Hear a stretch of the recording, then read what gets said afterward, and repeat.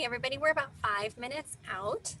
So we'll get started pretty shortly. At the top right-hand corner of your screen, again, you can set the view this evening to any view that you desire. My suggestion would be to click that button at the top right-hand corner of your screen and to select speaker view. All right, I see that our speaker has arrived, but we will get started promptly at 7 o'clock Central Standard Time. So hang in there, folks. We'll get started in about 5 more minutes. Hey, Laura, can you hear me? I can hear you just fine. How you doing, Mark? Great. All right, we're going to get started in about 4 more minutes now. Our director, Krosky Salter, is on the line, so we are ready to go. Great. Hello, Mark. How are you? Good. Hey, thanks for having me. Well, thanks for joining us. We have a lot of folks listening to us, so we'll keep it short. I'll do the intro and we'll let you take it from there. But we are very excited to have you here tonight. And hopefully, when the pandemic is over, we'll have you in person. Well, thanks. Okay, so we'll talk to you soon. Great. I'm going to go grab some more water here.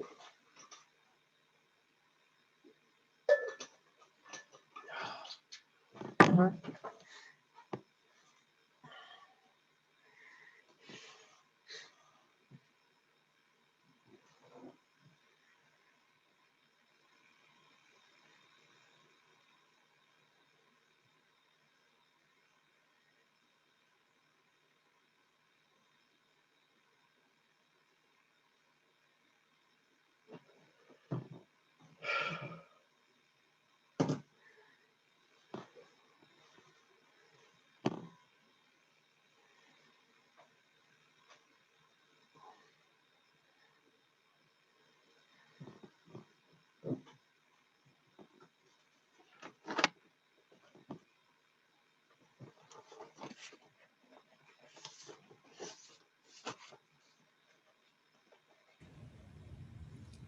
All right, everybody, we're a few more minutes out, so we'll be getting started shortly. Again, our suggestion for the best viewing this evening is to set your Zoom view to speaker view. You can do that by clicking the button on the right-hand corner of your screen. You'll see a button that says view.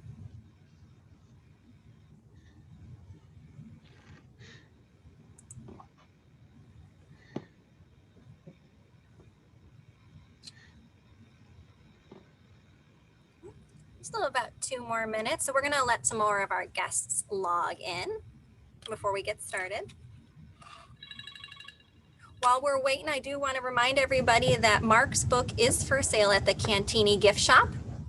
My suggestion would be to go online to cantini.org and to our shop to purchase the book, because right now, special for Date with History visitors, you can get an additional 20% off of Mark's book by using the code DWH11. I am going to drop that in the chat near the end of the presentation, so hang in there. But that would be my best suggestion. You can pick it up here at Cantini Park, or we'll have it sent to you. And again, I'll repeat that at the end of the presentation and put the links in the chat for you.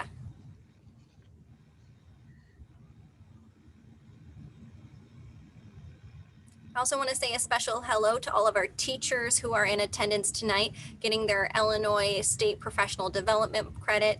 If you have any questions, feel free to email me. I'll be happy to connect you to our educator, Melissa Tyre, and she'll be there with all the details. But special hello to our Illinois teachers.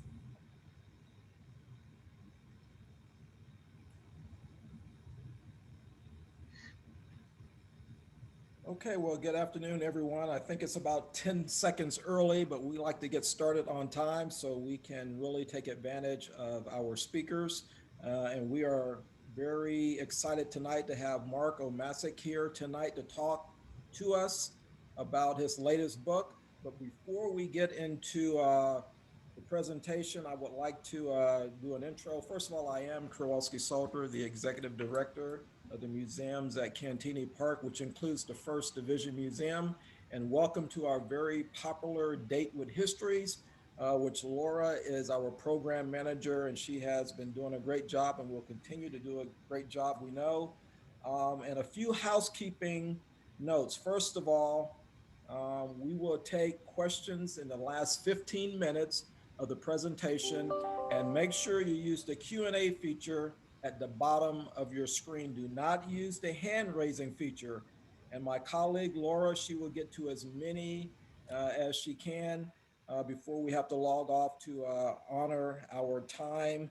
Also, we would like to say that so far in actually over a year, we've been in the pandemic for over a year now, we have not had any serious technological difficulties, and we're both knocking on our wood that we will not have any tonight. But if we do, just bear with us. We have some rehearsal methods and a few mitigating factors, but we intend not to have to use those. And lastly, I would like to welcome our Illinois teachers. Those of you who log in, we know that you log in and you can get credit for these programs. And if you are a teacher and you have not done that, get in touch with Laura and she will put you in touch with our proper colleague to make sure that you can also get credit for this as a teacher. So those are the housekeeping notes, and I think I got those pretty embedded in my head. Laura keeps me straight, but this is the point where I do read my notes because I do want to introduce our speaker and make sure I cover everything. So Mark Omasic is a Pulitzer Prize winning journalist and best-selling author. His first nonfiction book, The Big Year, was turned into a Hollywood movie. His second, Halfway to Heaven, was winner of the National Outdoor Book Award for Outdoor Literature. His third, The Storm on Our Shores, was a national bestseller and featured on 60 Minutes. He was winner of the National Press Club Award for Environmental Journalism and lead writer for the Denver Post team that won the 2000 Pulitzer Prize for the coverage of the Columbine High School massacre. He was born in Chicago, so Laura and I, we are here in Chicagoland. He was born in Chicago, raised in Bolingbrook, and a graduate of Bennett Academy in Lisle and Northwestern University in Evanston. As a child, and I like this one when I read this a couple of weeks ago, and actually I saw it somewhere else, he actually climbed on the tanks here at Cantini Park during school field trips. He and his wife live in Denver and they have 3 sons. So Mark, we are certainly excited to have you tonight to talk about your latest book and this strategic location in World War II. So the floor is yours. All right, let me get my PowerPoint down, everybody. So if you just give I'm us, sorry, I forgot. it's okay. No, you're fine. And we're going to introduce you to a few things that are coming up. So I think we have 4 or 5 slides. So our next date with history, and I think Laura is putting the slide up, will be on 1 April. I believe that's the next slide. Yeah, 1 April. So we're going to have General Roger Schultz, who is the president of the Army Historical Foundation, which oversees the very brand new National Museum of African American History and the National Museum of the United States Army. I've been associated with both. The National Museum of the United States Army, which actually opened last year during the pandemic. And so they had to close and they will open back up as well, but they are open to the public. And General Schultz will be here to talk to us about that great institution and the story that they tell about our United States Army. So for those of you who know about the Army Museum Enterprise System, and you say, well, there are already Army museums out there, and that is exactly right. There are about 53 Army museums, but most of them are subject or topical museums. This is the first national level museum, and all of the services already have one. So that's going to be a great program. And I think, Laura, you are going to talk about the next slide. Yeah. So I wanted to make sure we announced our Thursday, May 6th date with history, which is going to be Nuremberg and the Modern Laws of War. That's going to be hosted by John Geringer. He's the co-director of the Consortium for the Research and Study of Holocaust and the Law at the Chicago-Kent College of Law Center for National Security and Human Rights Law. It's going to be a little different than some of our past Date with Histories, which are very history-based. This is going to be steeped in history, but is going to take a deeper dive into the laws that were created as a result of the Nuremberg trials and how they affect our soldiers today. So it's going to be a really interesting one. And that's going to be very close to the 75th anniversary, right before it Of started. specifically the 1st Division's liberation of the camp at Falkenau. Outstanding, great. And so last but not least, you know, we are instituting our first of what we know will be many foreign travel programs. And the first one is scheduled for 5 to 16 September. Now, we started planning this before we went into the pandemic, and we are going forward with the date. There are mitigating factors if we cannot travel on that particular date. So when you go to our website and you look at this fabulous, fantastic trip and you want to go, please go ahead and register for it, because even if the date shifts because we cannot go during this period, it is only going to be postponed. So this trip is not going to be canceled. It will only perhaps be postponed. And those of you who are familiar with staff rides, this is not going to be a staff ride trip. You are going to learn about battles. You are going to get a lot of culture. You will get to experience some of the local cuisine and beverages. And there are free moments built into the program for everyone. So whether you want to go on the trip because you love military history, or you want to do some shopping in Europe, or you just want to eat some great food, please join us for Footsteps of the First. And it is currently scheduled for 5 to 16 September. And one of my other great colleagues, Jackie Gillespie, will be our historical expert on that trip. So now I think I can turn this over to Mark. Is that correct, Laura? Yes, now the floor is yours, Mark. Thank you so much, everybody, for keeping up with us and our upcoming presentations. Okay, Mark, thank you. Thanks a million for having me. As as you mentioned, I grew up at 59th and Kedzie, and then out in and my family moved out to Bolingbrook, and so it was pretty much at about this time of year when when the teachers would go nuts and decided that it was time for a field trip to actually we always call it Cantigny. I guess it's Cantini or whatever the proper way. So it's terrific for me to be back and visit, even virtually, I guess. So thanks a million for having me. So about 15 years ago, I was working on my first book, which was about competitive bird watching, of all things. And I learned about an island called Attu, A-T-T-U.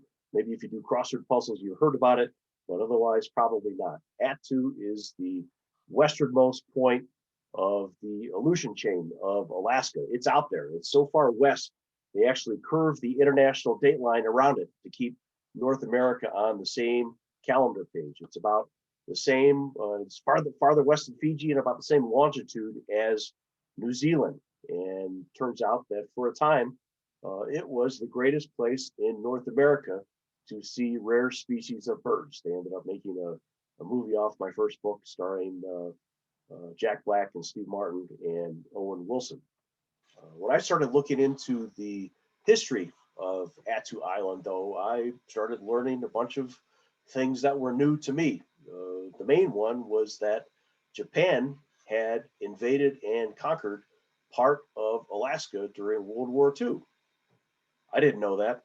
Also didn't know that it was the first US soil lost since the War of 1812, the only ground battle of World War II fought on North American soil. Didn't know that either. And I especially didn't know that the Battle of Attu was an especially brutal fight. It had a casualty rate that was exceeded in the Pacific War only at Iwo Jima. I mean, how did I take history classes in school and not know about this? Still, this was the history of war.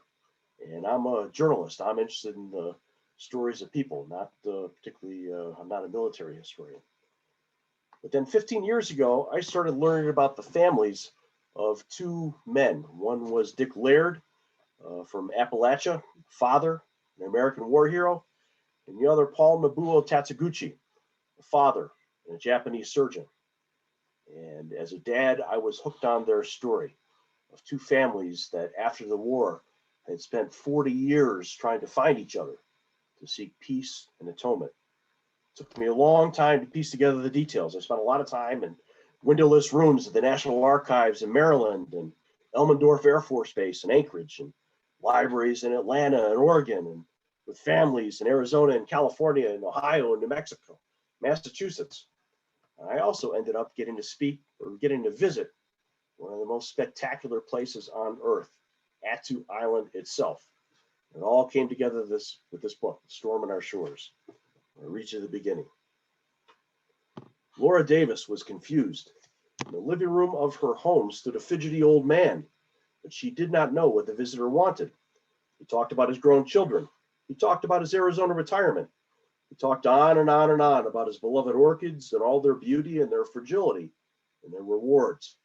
Davis had little patience for exotic flowers or idle chit-chat. She was an intensive care nurse scrambling at home with 5-year-old fraternal twins, her live-in elderly mom, and an increasingly rocky marriage. She tried to be polite, but really, wasn't it time for this guy to go? Finally, it was. As Laura walked the man outside to his car, he paused, then wheeled around. By the way, he told her, I'm the one who killed your father. Laura reeled. Was this some kind of a sick joke? By the way? What kind of talk was that? So casual, yet so devastating. With his black framed glasses and shock of white hair, the visitor looked like a lanky grandfather, not some demented prankster. He seemed nervous, too. His face was ashen and grim. Before Laura could ask a question, the man dropped into his driver's seat, checked his rearview mirror, and drove away. He left Laura so stunned she felt dizzy. She'd been through a lot in her life. Crushing childhood poverty, a life-changing move from Japan to the United States, the birth of her beloved twins. But she'd always had one deep hole in her life. She had never met her father. He died when Laura was just a baby, before she had babbled even her first word. The little she knew about her father came almost entirely from her mother, who wasn't saying much. Laura had been too busy raising her own family to spend time researching the past of a man who only existed as framed photographs on a family wall. With a few brief words uttered in front of a house in Sherman Oaks, California, the lives of Laura Davis and her visitor were changed forever. Laura would spend the next years scrambling to uncover her family's past. The visitor would struggle to overcome his own past. They would each learn about honor and courage, anger and forgiveness, the duty of a man to serve his country even if the result was a pain that would not go away. They would become enmeshed in a military battle long forgotten on a miserable island far from civilization, a place that claimed thousands of lives but ultimately yielded no prize for its conquerors. Davis and the visitor would discover the secrets that had ruined lives and the truths that had helped to heal them. They would find fathers who soared with joy and others who shouldered burdens that grew unbearable. They would learn about scars that could heal only with atonement. And at the center of all these revelations would be the diary. In his last 18 days on Earth, when Laura's father was doomed and knew it, he had written a diary, his final farewell to the family he had just started and the daughter he had never met. That diary had been recovered by the stranger at Laura's door. It had been passed around to thousands of servicemen. How the diary would change hands and change the hearts of so many who read it would be the greatest lesson of all to Laura. So that's how the book begins. I'm going to try to put up some pictures here. Let's see. Computer sound. Maybe just give us a second as Mark's pulling up his PowerPoint for us. There we go.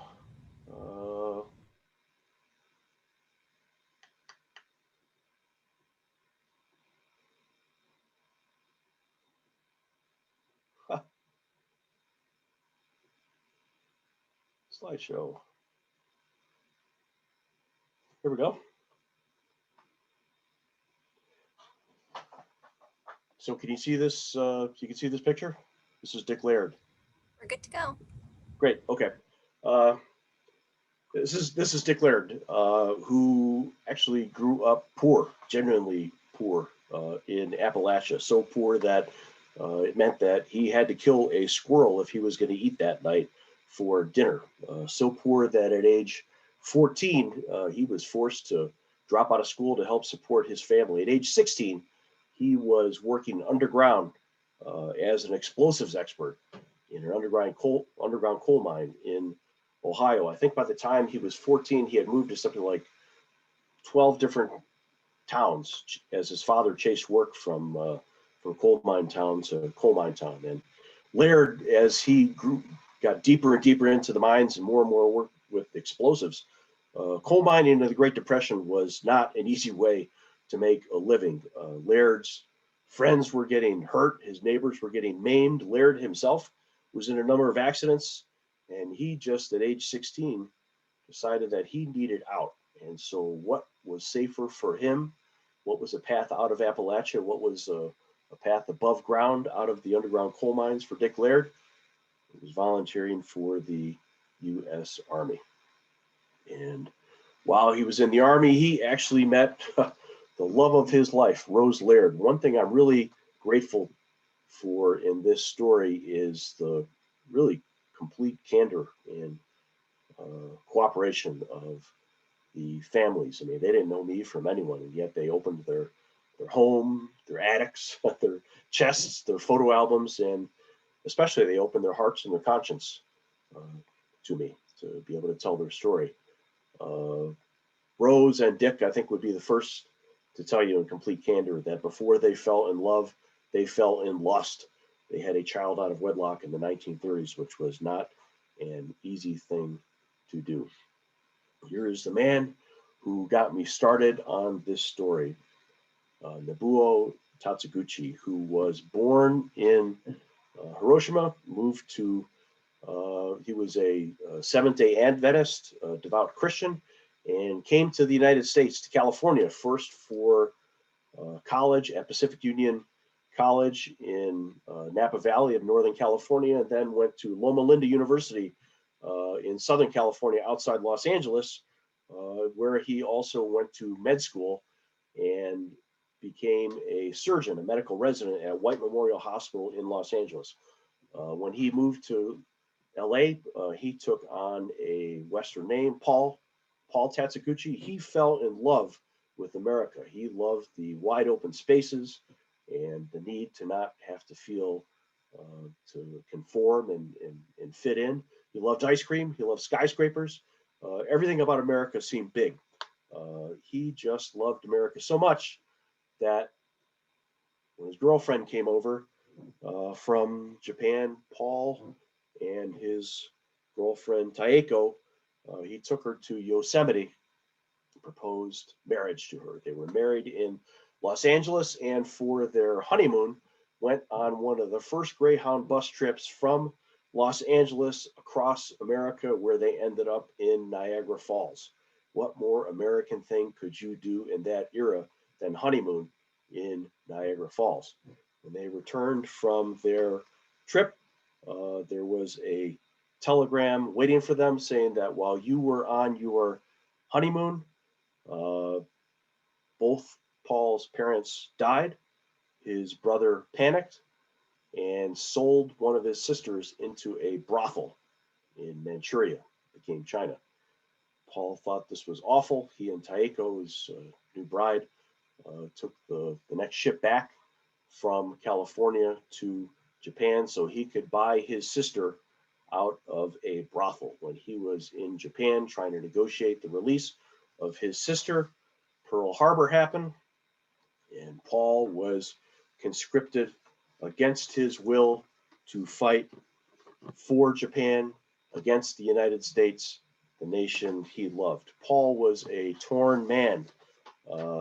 He was kind of distrusted by his own countrymen. He had loved America so much. He spoke fluent English. He adopted many Western customs, wore Western glasses, a Western wristwatch. Japan was such a closed society, and there was such great distrust of anyone who was on the outside that Paul, actually, they thought that he might be a spy.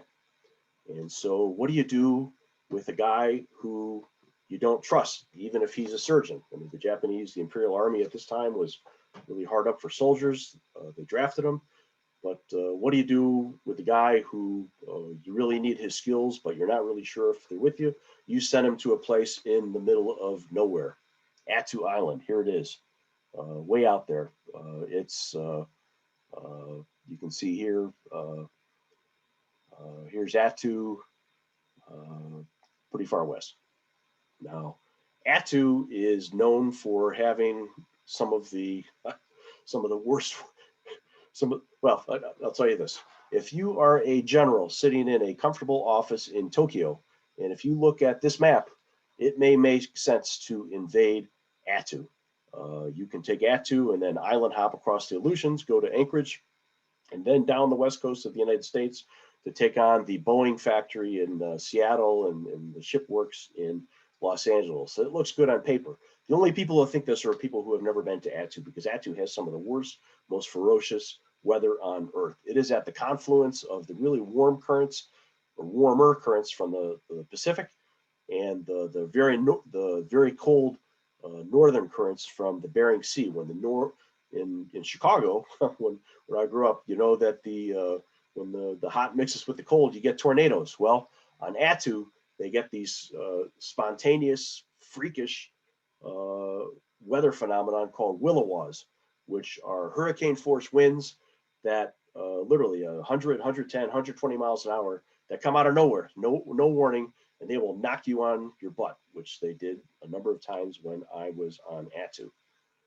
Nevertheless, the Japanese commanders looked at Attu, thought that this was a good place to invade, and so they did. This is the great military prize. Attu Island, a volcanic island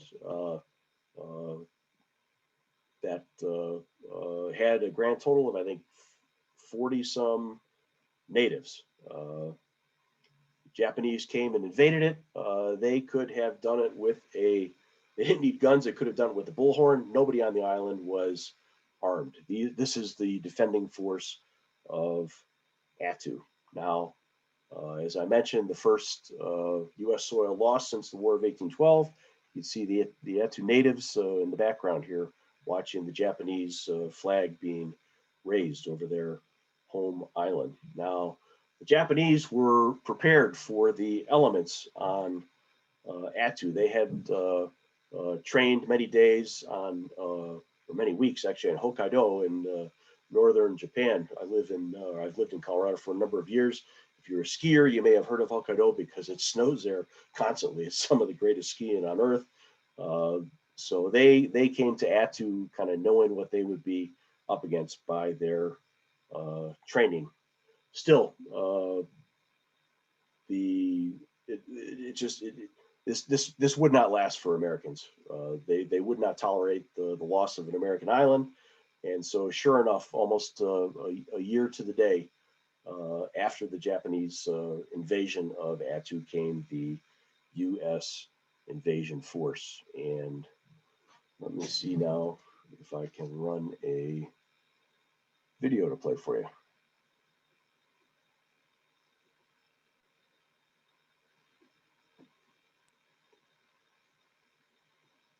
Can you hear that? Can you see that? Is the video playing? We cannot see you nor hear the video. Can't see your video. Okay, let me try this a different way then.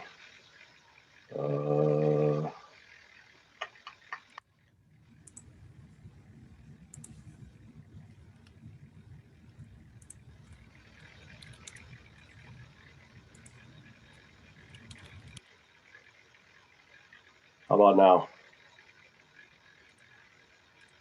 No, sir. Are you looking for the 60 Minutes interview? Is that what we're pulling up? Yes, I am. I'm trying to play that. All right. I can also pull that up from my end. Okay. Is it the challenges of fighting and filming on Attu? Is that the one? Yes, exactly.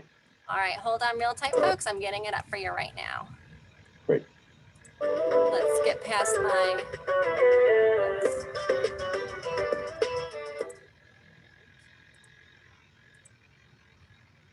Thank you folks for hanging in there with us.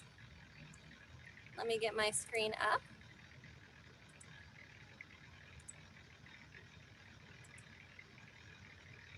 Oops. I apologize, folks. I skipped a step. My fault. It's over here on the right side of the screen, listed as 60 minutes overtime, if you can grab it. 60 minutes overtime. As you walk around Attu, you do definitely feel the presence of the ghosts. You know, especially with the way the wind blows, the way the wind sounds. And you don't know where you're traipsing. I'm Dragan Mihailovich, and I'm a producer for 60 Minutes. This week on 60 Minutes, we go to Attu, the last of the Aleutian Islands in Alaska. It's 1,500 miles from Anchorage, the westernmost point of North America. The Japanese strike. In June of 1942, the Japanese Imperial Army invaded the island of Attu. It was the first soil that the United States had lost since the War of 1812. They expected resistance, and instead they found 42 Aleut natives, a school teacher, and her husband. And they took it over in no time. Finally, nearly a year later, the United States summoned a force of 11,000 troops to invade Attu and to recapture it from the Japanese. So there was this battle that the American officers told their men would take only 3 days that lasted 3 weeks. And it turned into one of the most brutal battles of the entire war. Anything on Attu, you're not just going to fight the enemy. You're going to fight the island and the elements. We went with Marco Masick to Attu. Mark is a Pulitzer Prize winning reporter who's written a book about the Battle of Attu. Attu's home to some of the worst weather on Earth. 250 days of the year, it's either raining or snowing. They get 6 feet of snow a year. There's only 8 days a year when the clouds and fog lift. To get there, we had to stop first at Coal Bay, another Aleutian island, and then to Adak. When we got to Adak, the pilot was outside and he said, I've just gotten word that the barometric pressure is dropping in a couple of hours. I think we've got a 2-hour window where we can land on Attu. Otherwise, we might be stuck here for days. I say we should go for it. Let's go. And off we went. The pilot stayed with us. That was part of the deal. You know, there was no chance the pilot was going to leave us on the island because there was no guarantee he could get back. But that meant that he had to tie down the plane because the winds are so strong. Attu is about 350 square miles. That's about 15 times the size of Manhattan. The crazy thing was there were the 4 of us on the island, and we were the only ones. It's the strangest sensation in the world. You don't hear cars honking. There are no planes even flying overhead. All you hear are the birds and the wind. Now, we had to walk everywhere. There are no vehicles. There's nothing. Yay! I made it!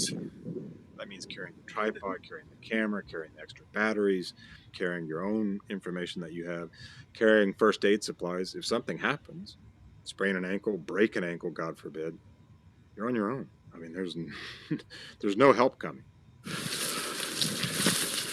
We made our way towards the memorial, which was going to be about 12 miles round trip. And the closer we got, the clouds just parted.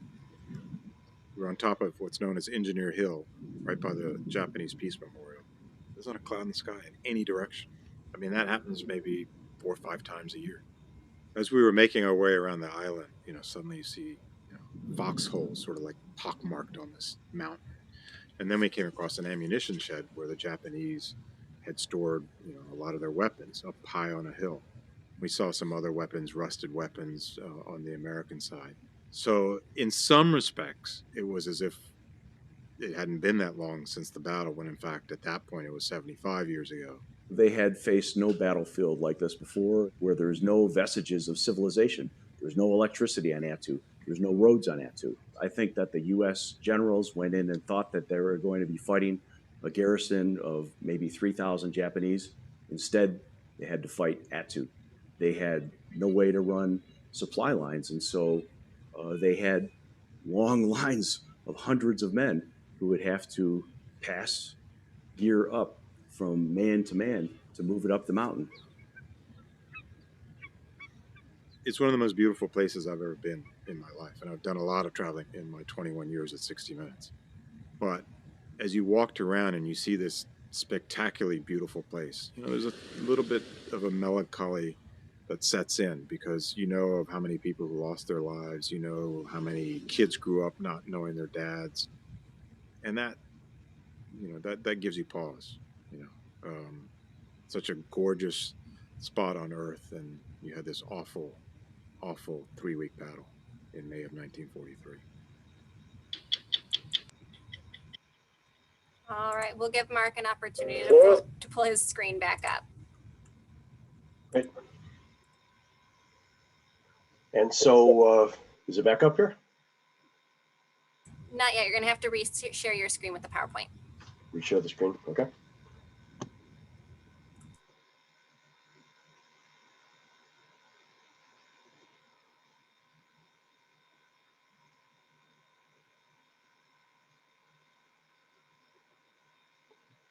Good.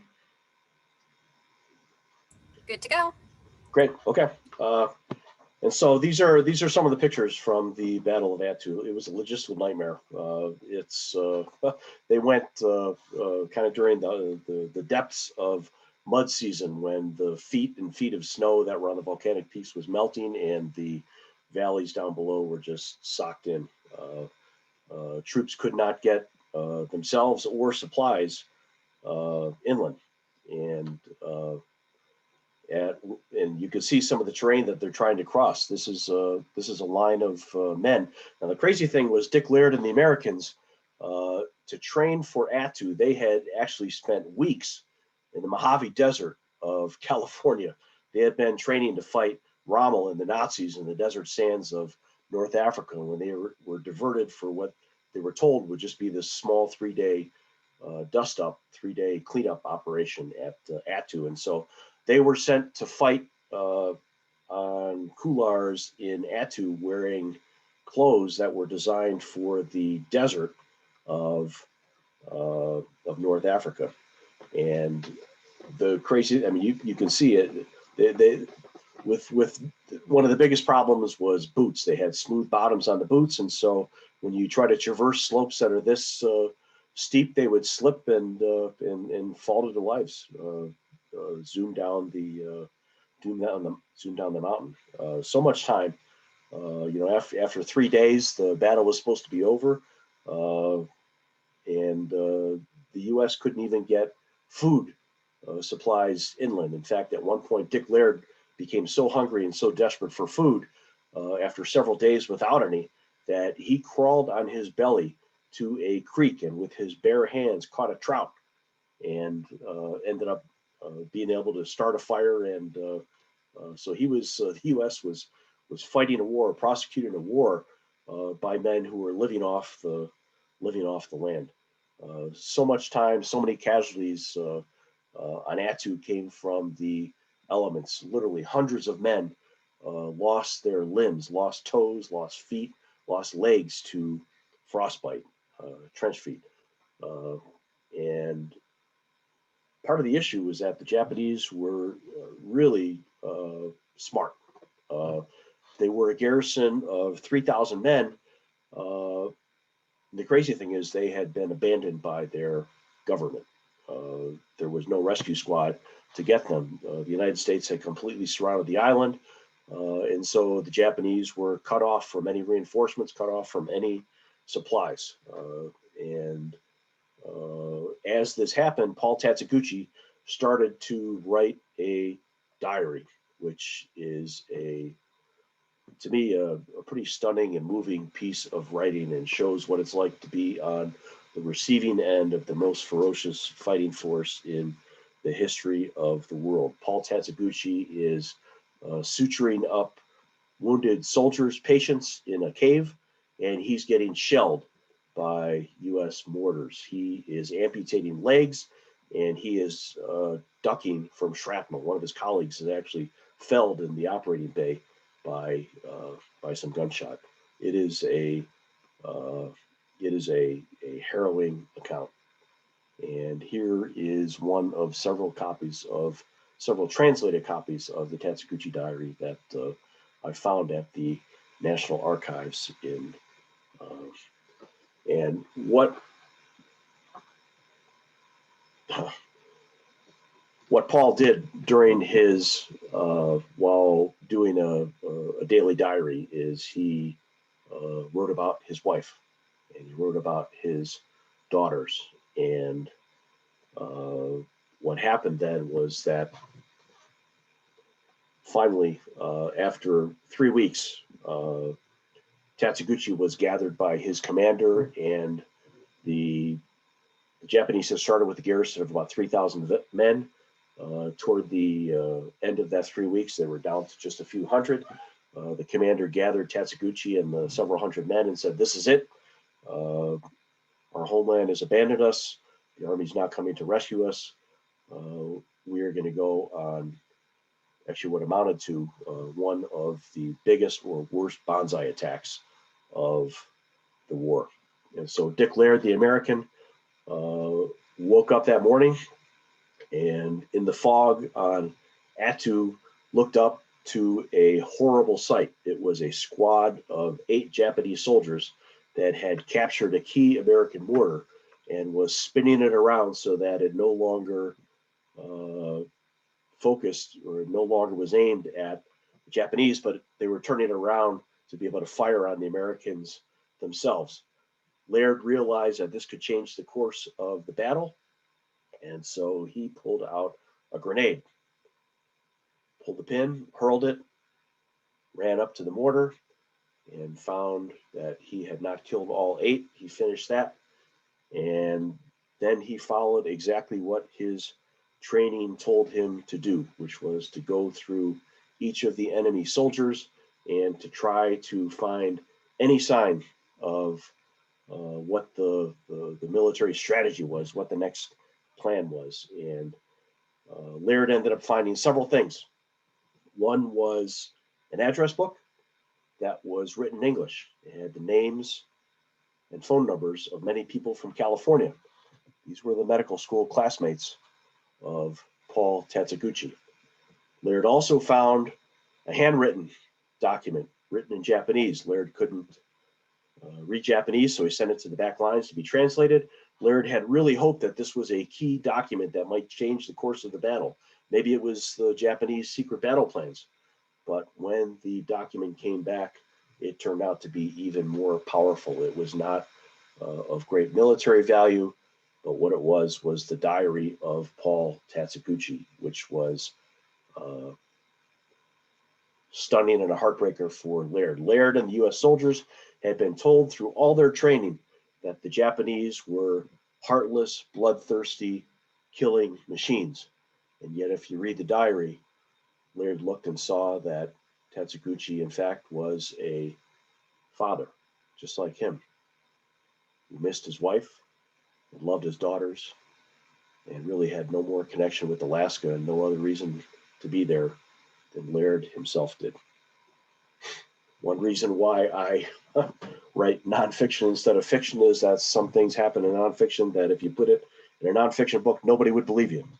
Also on the battlefield, this was recovered. This was the medical satchel of Paul Tatsuguchi. They found it on the battlefield and brought it to the American back lines, where it was given to an American surgeon named Dr. Lawrence Whitaker, who opened the satchel, looked inside, and found a copy of that classic American surgery manual, Gray's Anatomy. Opened up the cover of Gray's Anatomy and was startled.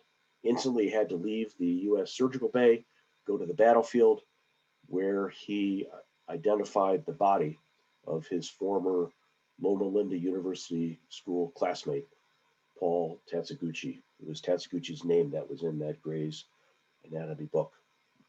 And so of 3,000 Japanese men who started, I think there were a grand total of only a little over 20 survivors. The Japanese were told to, it startled the Americans because Japanese had never been told how to surrender because they were not supposed to surrender. They were supposed to fight to the death. And if they were too wounded to flee, then they were to kill themselves. And there were only a couple dozen Japanese soldiers who managed to do that. And when they were captured as prisoners of war, they told the Americans everything they knew. There had been no training of what to do if you were a POW because you weren't supposed to be a POW. And so, nearly 3,000 Japanese men killed, over 500 U.S. troops killed, but many, many, many more casualties. It was I believe, a specific Japanese strategy in some ways to try to wound U.S. soldiers, because if you wounded a U.S. soldier, it would require, especially on the difficult terrain of Attu, it would require several U.S. troops to haul casualties away as opposed to a dead soldier who could remain there during the battle. And so Laird, for his bravery on Attu, was actually granted a Silver Star, the third highest honor for anyone in the U.S. Army. He went on after Attu on a rogues gallery, kind of a nightmare tour of battles in the Pacific, quadrantly, later in the Philippines, and ended up at Okinawa. Finally, he had been on so many beachheads that he was actually one of the first U.S. troops released before the end of the war because he had seen so much battle. And yet the problem was, no matter the beachhead, no matter where he was, Laird was racked with nightmares. His conscience was troubled. He could not get over the vision and the nightmare of killing Paul Tatsuguchi, the man whose diary he read. He just couldn't get over the feeling that he'd killed the wrong man. He felt that he had killed an American. He felt that he had killed a father just like himself. And so Laird was troubled. He went on, came home as a war hero, and ended up moving to Arizona and was an asbestos worker, worked the union local there for a number of years. And yet every night, Rose, his beloved wife, would have to shake him awake at night from the nightmares and the screams. And Laird would wake up in sweats and, back then I guess they called it shell shock. These days we call it PTSD, but Laird never really fully got over it. And for 40 years, he just he couldn't shake it. And finally, Rose said, "You've got to do something about this," and Laird did. And one of the great things with a last name like Tatsuguchi is that there aren't many of them. And so Laird just started searching as he traveled, searching phone books, searching news stories, and eventually he found a woman named Laura Tatsuguchi who was living in Los Angeles. And Laird tried to meet with her, and that's how I opened the book, in the driveway of Laura Tatsuguchi Davis's home, suburbs outside of Los Angeles. Now, Laura was startled. She did not know really what to do when Laird came. I mean, her father, she had never met her father. He was killed before she could even walk. And Laura realized that her whole life, she had always been told and she always knew how her father had died, but never really understood or had been told how he had lived. And so Laura, after her two twins got a little bit older, was able to spend some time and meet some of her father's former college classmates, medical school classmates, and piece together what his life was. And then she was ready. She decided, I've got to meet this guy. I've got to meet this guy who was on my doorstep some years ago. And it turns out that one of Laura's twins was going to University of Arizona in Tucson, which is where at this point Dick Laird was living in a nursing home. And so Laura was scared, but she called and said, "Can we go out to lunch?" She was really nervous. She was going to take out to lunch the man who killed her father. And so they did. They went out to lunch. And it was incredibly awkward. And Laura told Dick Laird what her life was like. what it was like growing up without a father, what she had learned about her father, what he was like. And Laird talked about what it was like for him to survive as a vet and how he had killed her father. And Laura went home and realized that Laird was haunted and could not escape the shadow of what he had done. I mean, in some ways, he had lived a full life. He had daughters of his own, beloved wife, but he was in some ways defined by what he had done 40 years before, for what his country, he had done what his country asked him to do, and even more. He had a Silver Star, but he could not escape this feeling that he had killed the wrong man. And so Laura realized that she was the only one who could free Laird of this burden. And she sat down that night and wrote one of the most moving letters that I've ever read that granted Laird peace and atonement.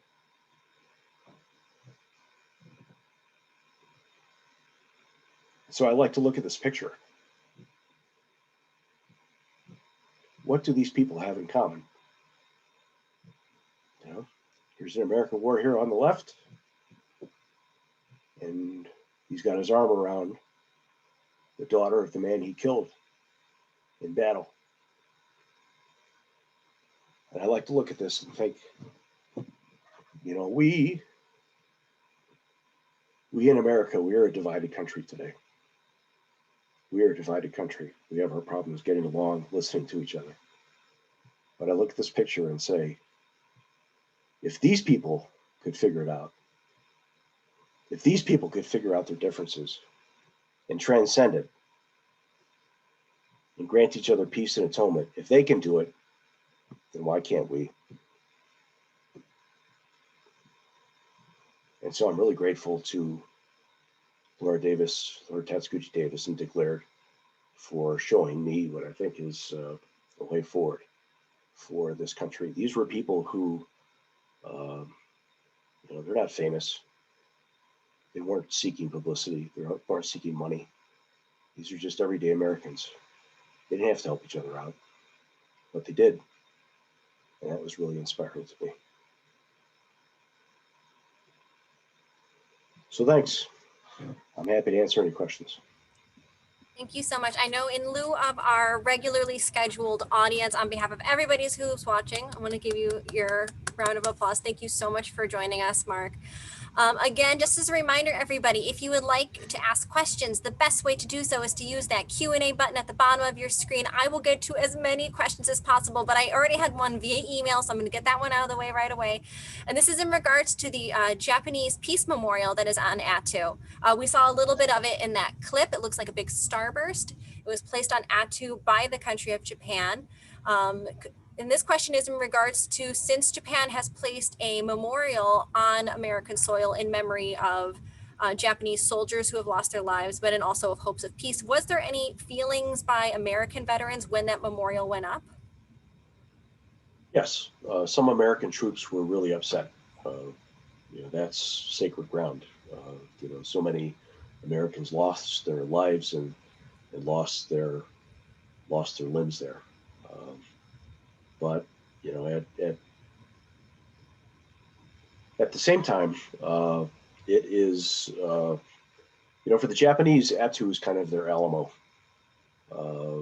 It was, you know, the last stand where people did what the emperor asked and gave their lives for their country, and so there's deep meaning there. You know, the Japanese may have taken the island, they may have invaded and conquered the island originally, and you know, one of my favorite explanations of that came from Laura Davis, who I think for the 50th anniversary of the Battle of Attu was actually able to travel there, and she talked to some of the U.S. troops who were still really upset about the Japanese being allowed to erect a sculpture there. And she understood it, but she said, you know, if you allow yourself to become a vessel of hate, then the hate will corrode you. And that was a moving thing for me, that Laura was able to give it up to Really. get beyond that. So I understand both sides of that. Mhm. Yeah, absolutely. I do, and I get this kind of question quite frequently, especially from our young historians who attend these lectures or these presentations frequently. We love our young historians. Thank you for joining us. And this one is, if based on like the age range you feel for your book, do you think this is a good book for our young adult audience in the preteen and teen age? Is this a good introduction to this story for them? Sure. There's been a number of high school classes that have read this for class assignments. I like to start. I've talked to some high school classes about it, and if you're talking to sophomores, you just say, who here is 16? Almost Well, there. at 16, Dick Laird was underground in a mine in Appalachia, setting off explosives, and his buddies are losing their limbs, and he's getting his own fingers crushed every day. Who here is 18? Well, if you're 18, you're getting drafted and sent away to an island that you've never heard of in Alaska with clothes that was designed to fight in the desert.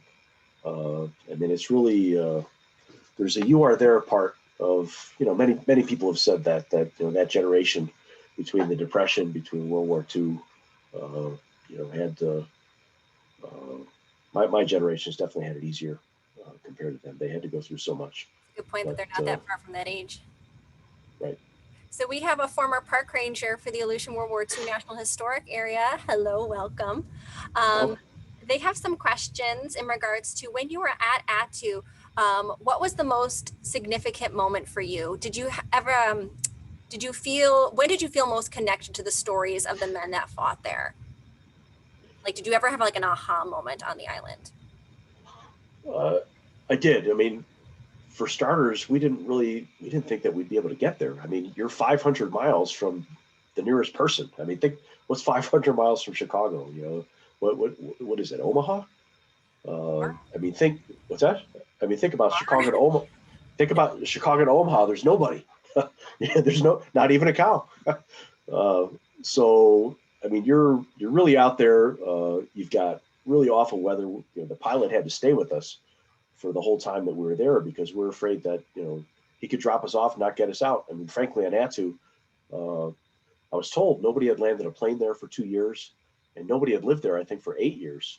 The pilot had to circle the runway before we could land because just to inspect it to make sure it was safe. And so just to get there was we felt like we were getting away with something. We couldn't believe we were there. But then once we were there, um, it's I mean I've traveled too, and I just haven't seen places like it. It is when you get rain or snow for 350 days a year, uh, it gets really green and lush. Yeah. So think about these sheer slopes that are covered with vegetation. I mean, the only other place I've seen that is a little like it, I guess, would be the North Shore of Kauai Oh, yeah. in Hawaii. But this is cold. It's temperate, and to be in a place like that, so far from anything, uh, and then still to go in some of the old foxholes.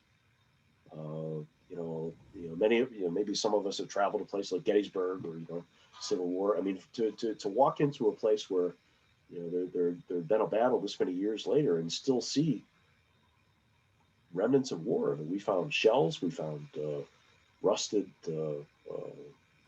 barrels of guns. There were woolen clothes left over from the battle.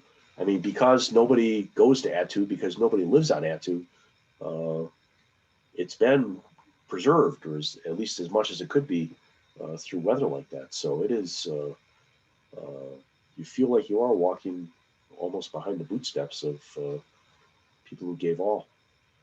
We have a lot of questions coming in, quite a few, so hopefully we can cover them all in this. In regards I'll to, talk faster.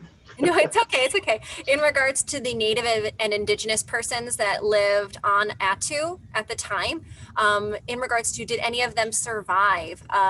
Whatever happened to them? How did the Japanese treat them? These are the kinds of questions we're getting in regards Sure, to those native and that's indigenous a that's a, persons. that's it's a heartbreaker. It's really a heartbreaker what happened because I mean if I mean there was really no reason for Alaska to be invaded, much less people who were unarmed and living on an island far from anyone. they kind of never knew what hit them in some ways. There were just not many outside visitors to Attu at all, and so the Japanese did go. There were the natives. There was a white school teacher and her husband who served as he would relay weather reports via ham radio. The Japanese killed him after the invasion. And then the Aleuts, the native Aleuts, were taken as prisoners of war and sent by ship to Hokkaido. And Japan during World War II was a pretty awful place to be. They were short on food, short on clothing. There was a lot of sickness, and frankly, the vast majority of Aleuts died as prisoners of war in Japan, and none were ever allowed to live again on Attu. The U.S. After the war tried to keep it as a military base, and there was some Cold War use of it because it was so close to the Soviet Union. But in general, the weather was so awful that it could never really be a good air base, and it was just a really if that was the joke after the war. If you did something wrong in the Coast Guard or in the Army or whatever, they would send you to Attu. And people who were stationed on Attu were saying, you know, what can you do for punishment? I'm already here. Right. It can't get worse. That is a heartbreaking story for sure. Yeah. One of our guests was curious if you were ever able to meet any additional veterans of Attu or interview any of their family members for the book. Yes, there are.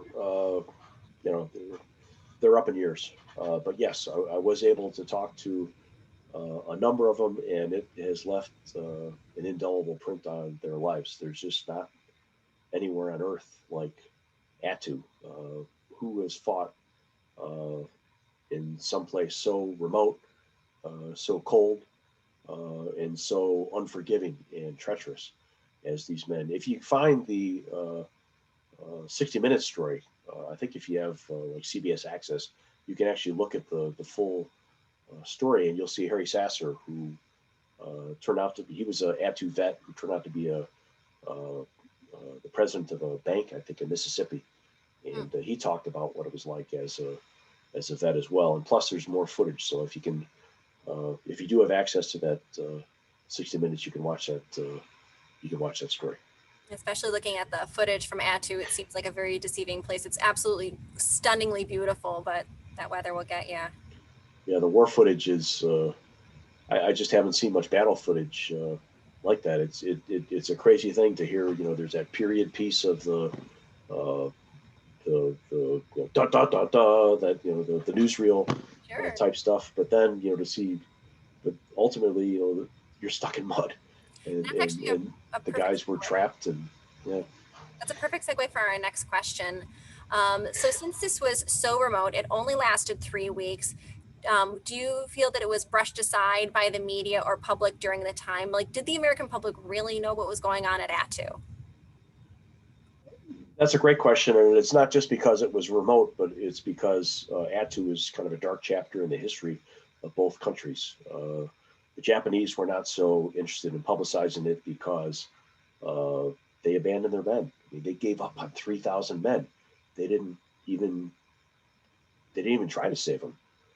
So they gave up on 3,000 men and walked. From the U.S. perspective, there's this whole notion that there were U.S. troops were told that this was going to be a 3-day battle, and instead it took 3 weeks with the second highest I mean, it was the worst casualty rate in the Pacific War until we got to Iwo Jima, and a lot of the reason that the casualty rate was so high was because of the poor preparation from American brass. They were just arrogant and thought that this would be no problem to take out this garrison of 3,000 Japanese men. We'd be able to do it in 3 days, and you know, they went and they fought the Japanese. They fought the elements. They had no clothes. You know, they lost their limbs, and it was embarrassing. I mean, for the U.S. in the first place to lose American soil. I mean, that was after Pearl Harbor. I mean, that was a propaganda loss that they were not anxious to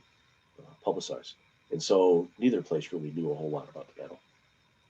I have a question in regards to Paul Paul's wife, Laura's mother, and how and her experience coming back to the United States. So was she always in the United States? Was she back in Japan and then came back to the U.S. after the war? Can you fill us in a little more on her story? Sure, that's an excellent question. Taiko, I mean,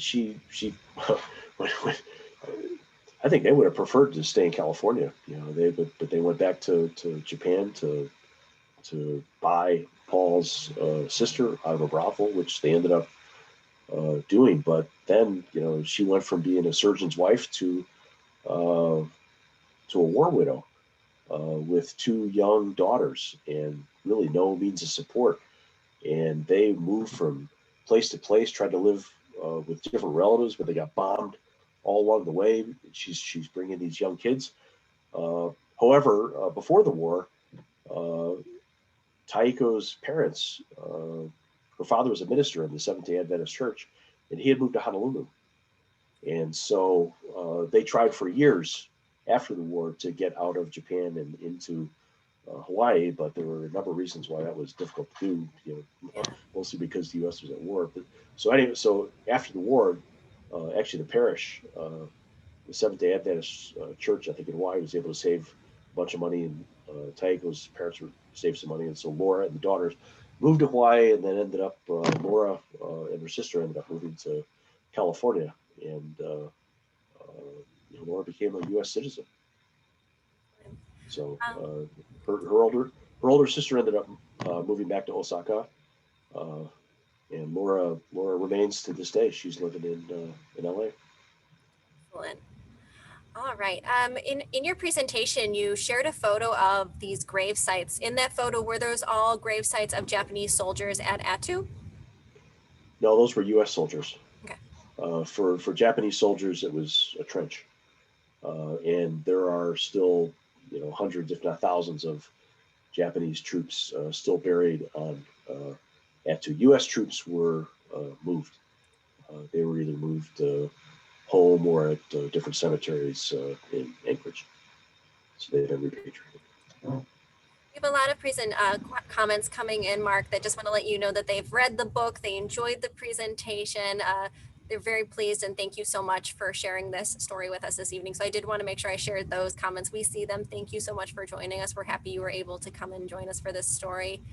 I do want to address this one question. How do we get a signed copy of your book? Unfortunately, we do not have signed copies in our bookstore, as we are unable to see Mark in person right now, but we do have copies of the book for sale at the Cantini gift shop.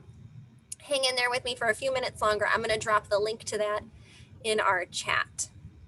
Oh, sure. Thanks. You can just get me through my website, and we can figure something out. Yeah, I can sign books and return them to you. You're looking, thank you so much. That is a very, very kind offer. So again, if you're looking for markomasic.com. Go to markomasic.com and Mark will get you that signed book. MARK, but the last name, you're on your own. Thank you so much for the question. And I actually think we have one more question that we're able to get to this evening. And I think this is a really a good question to end our evening on.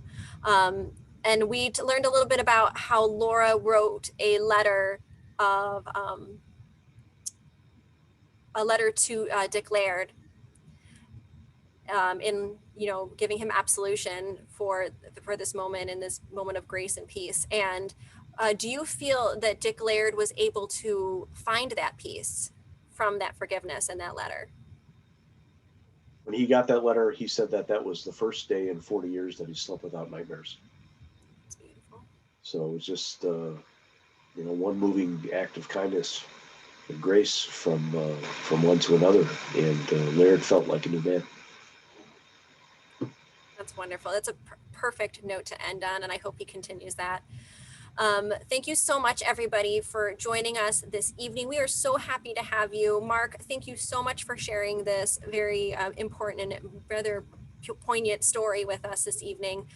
We're going to be sending everybody on their way. Please make sure that you're joining us on April 1st, when we're going to learn a little bit more about the new National Museum of the United States Army. We're excited to share that with you with General Schultz. We will see you then. Thank you again, everybody. And I will be dropping the cantini.org link if you'd like to purchase the book from cantini.org. We are offering special for our Day with History guests, 20% off of the book online. I'll be dropping in the 20% off code there. You can pick it up at the store. We'll have it shipped to you. I'm dropping all of that into the chat right now. Hey, Mark, thank you. Great presentation. And we look forward to seeing you here at Cantini, as we call it now. Thanks a lot. I gotta jump off a turret again.